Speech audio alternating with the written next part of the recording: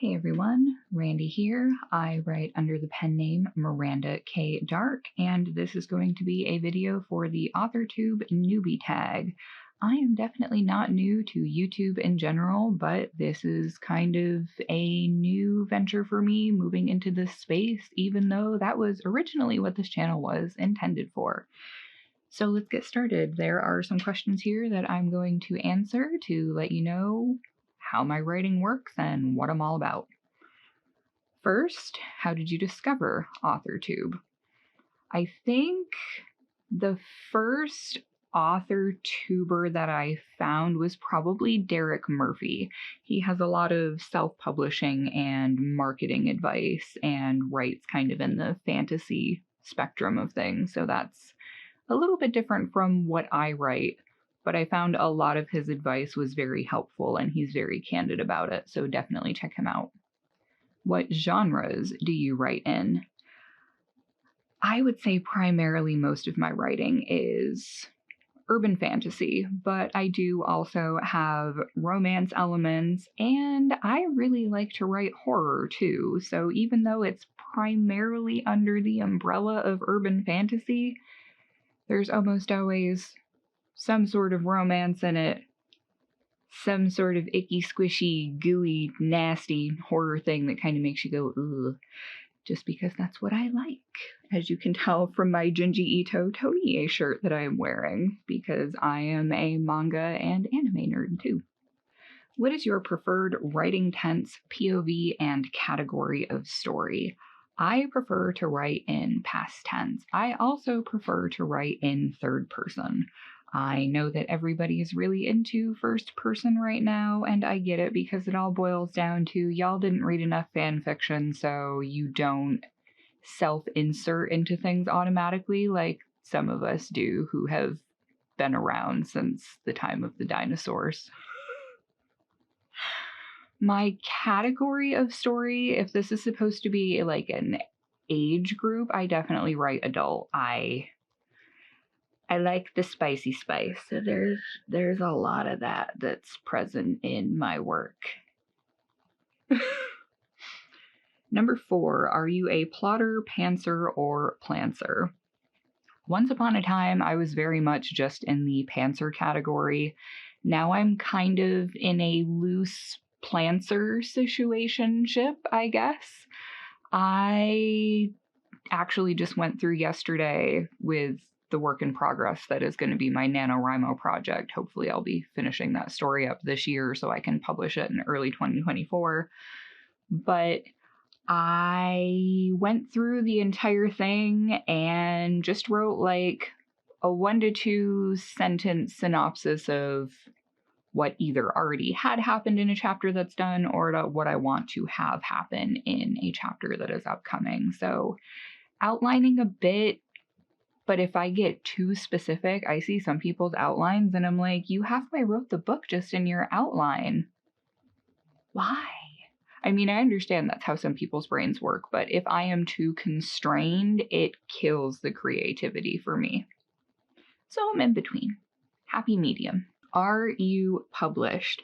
I do still have some self-published works under a different pen name, and while I was very proud of them at the time compared to my writing skill now, almost a decade later, we're just going to say no. I have published with a small publishing press before, and after working with them, I'm not about splitting my profits to the tune of what would be 35 cents for a book. I now get 17 cents for a digital sale on Amazon. No, I do all my own formatting, all my own covers, all my own editing. I do all my own writing stunts too. What is your dream publishing house? I'm not really interested in being traditionally published, but somewhere that takes fantasy and horror stuff would be cool, I guess. What Authortube related videos will be on your channel? It's mostly going to be writing vlogs and tags and stuff. I might occasionally do opinion-based advice videos, but it's not going to be the I am the end-all and be-all of every scrap of knowledge in relation to writing craft, and if you don't follow these things, then you are dumb and your manuscript sucks and nobody's gonna like what you write. I've actually had to tell YouTube to stop recommending me things like that because I don't like that. I don't have time for that negativity. Nobody has time for that much negativity in their life. And you should remove it when you get the chance. So if you want me to talk about my experiences with writing and things that I find are helpful, I might do that at some point, but right now it's mostly just going to be vlogging and the pathway to publication. When did you start writing? I have been writing as long as I could hold a writing utensil.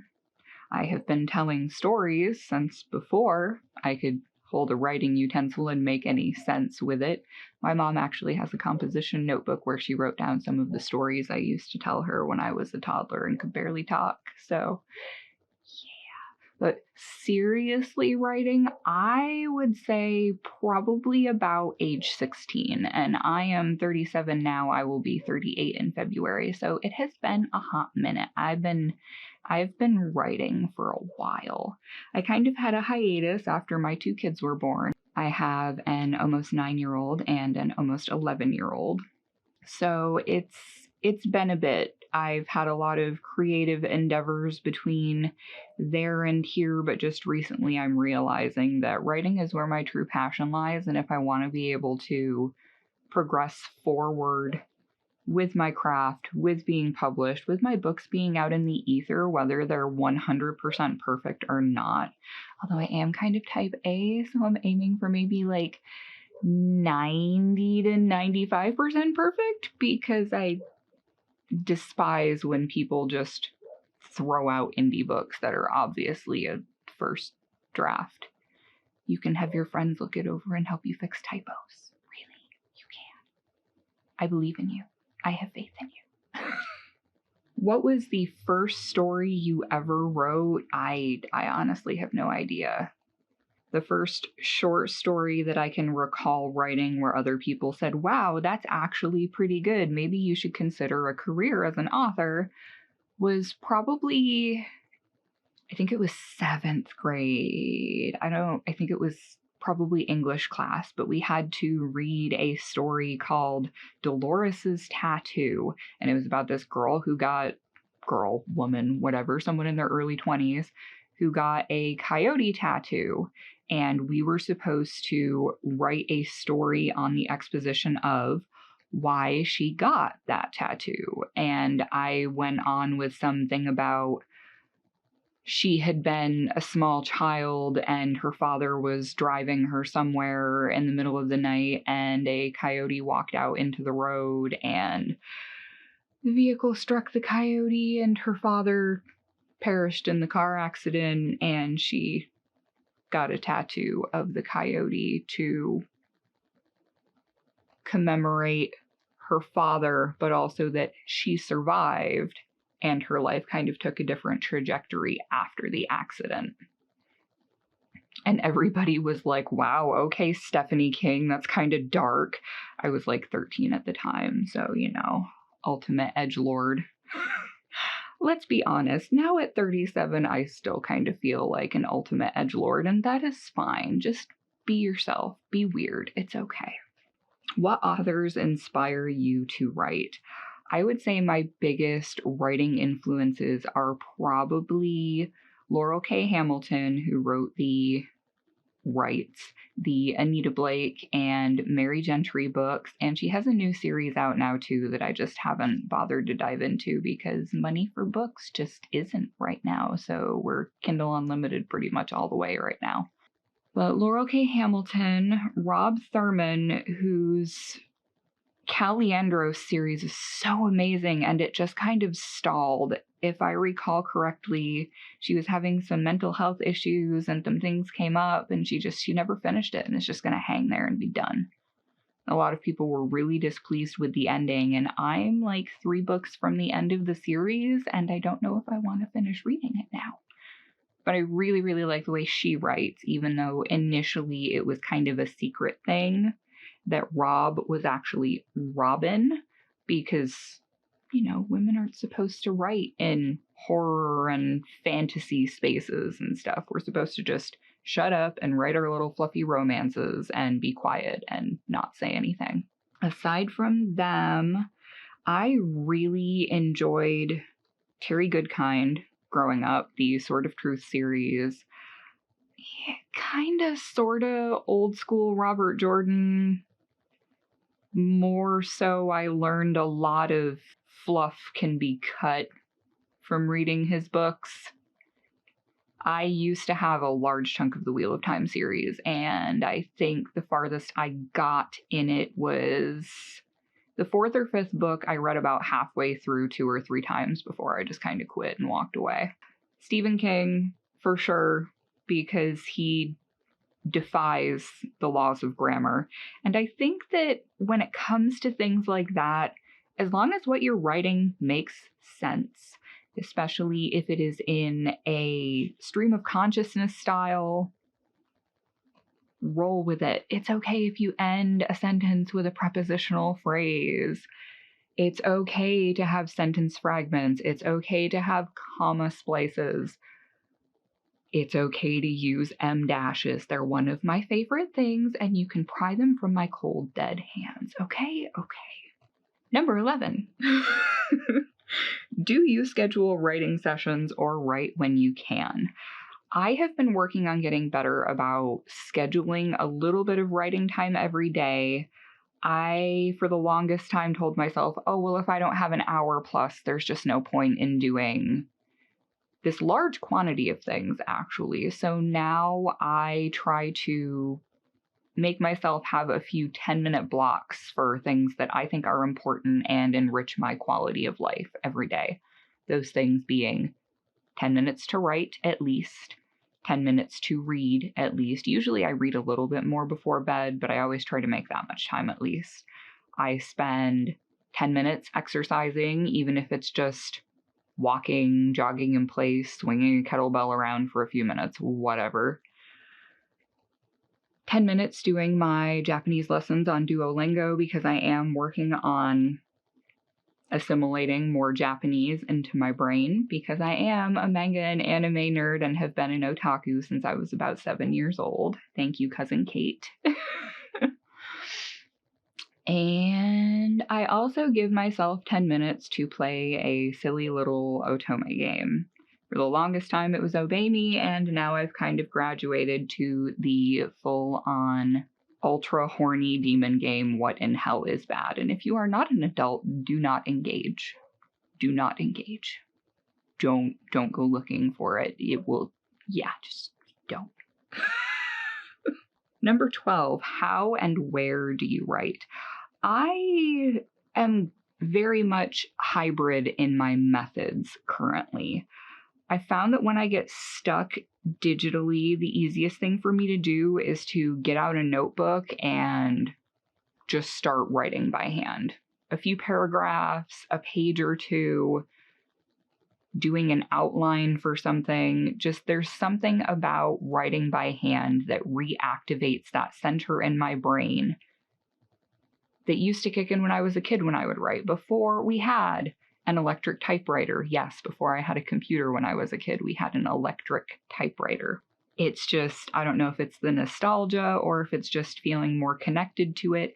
I think a big part of it is that when it's a notebook, there's no other distractions. It's not like when you're on the regular computer and, oh, but Facebook is here and Twitter is here. I refuse to call it the new name now, so it is still Twitter. Twitter is here. All these other things that are distracting. YouTube exists. Oh, I could talk with this person. Oh, I can randomly research this other thing.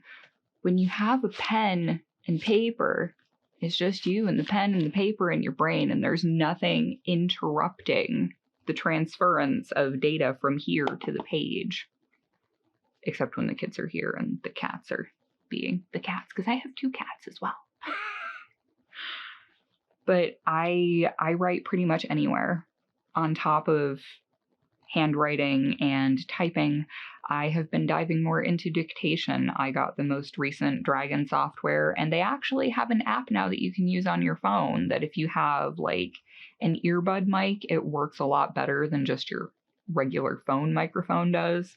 It helps to have different methods because my current day job is as a licensed massage therapist, so my hands really take a beating all the time, and sometimes when I get home my hands hurt so bad. Doesn't matter how much I want to type, there's no way in hell I'm going to be able to manage it. So dictation is a good option for people who have mobility or joint pain issues in their hands for sure. And number 13, what do you look forward to most about being on Authortube? I would say making connections with people. I know that this channel was initially meant to be a writing craft channel, and then it became a craft channel. And I know that there are a lot of people who are subscribed here who are going to be like, why do you have so many random crochet videos, whatever. Well, that's kind of just where the chips fell for a while. I will eventually possibly have some crafting videos and talk about things that I'm posting up in my Etsy shop, because I have a lot of other side hustle and financial things that are changing in a big way in the next few months. So watch this space for that. But making connections with people, finding other authors, maybe people that I can hop on a stream and do writing sprints with them, just chat back and forth. Hopefully find maybe some readers out there in the ether somewhere. My current work in progress is an urban fantasy why choose or reverse harem romance with vampires and alternate history, and this project is kind of important to me, even though it's been shelved for a long time, because it is the last story that I started just before I got divorced. And my ex-husband was not very supportive of me writing in any way, shape, or form. So, spite is a good motivating factor. And I can't wait to be earning money with it, even if it's not a lot of money to start with. We'll get there eventually. So if you are also a booktuber or authortuber or just somebody who likes to read stuff, feel free to comment down below. Let me know what you're working on. Is anybody else indulging in the last minute insanity of Preptober when you weren't planning on doing any NaNoWriMo stuff? Because I totally am. And I'm looking forward to finishing up this project. So thank you so much everybody for watching, and I hope you enjoy coming along on this journey with me, and I'll catch you in the next one. Bye guys.